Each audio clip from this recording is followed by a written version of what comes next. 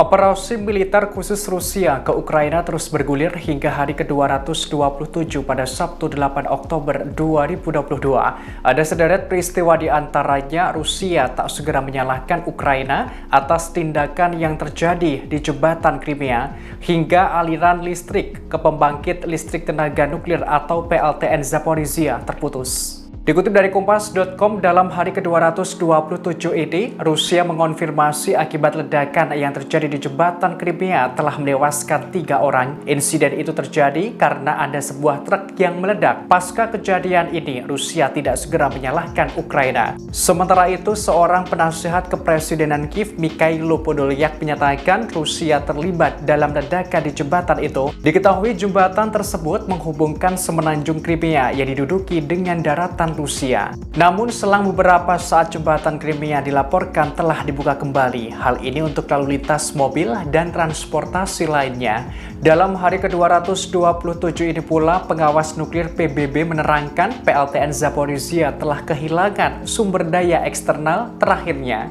Hal tersebut terjadi lantaran setelah penembakan baru dan mengandalkan generator darurat. Direktur Jenderal Badan Energi Atom Internasional, Rafael Grossi, menyebutkan penembakan yang mengenai sumber tenaga eksternal tunggal PLTN tidak bertanggung jawab. 6 reaktor dalam kondisi mati dan tidak berfungsi, padahal kebutuhan listrik masih diperlukan untuk fungsi keselamatan dan keamanan nuklir yang vital, termasuk pendinginan.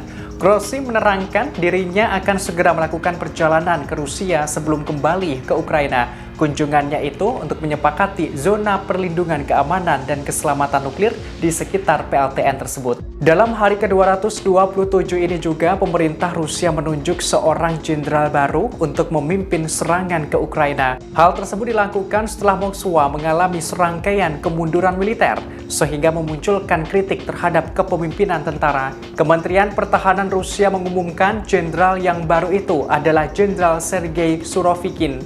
Jenderal Surovikin ditunjuk sebagai komandan pasukan gabungan di wilayah operasi militer khusus di Ukraina. Surovikin sendiri berusia 55 tahun dan lahir di Novosibirsk, Siberia.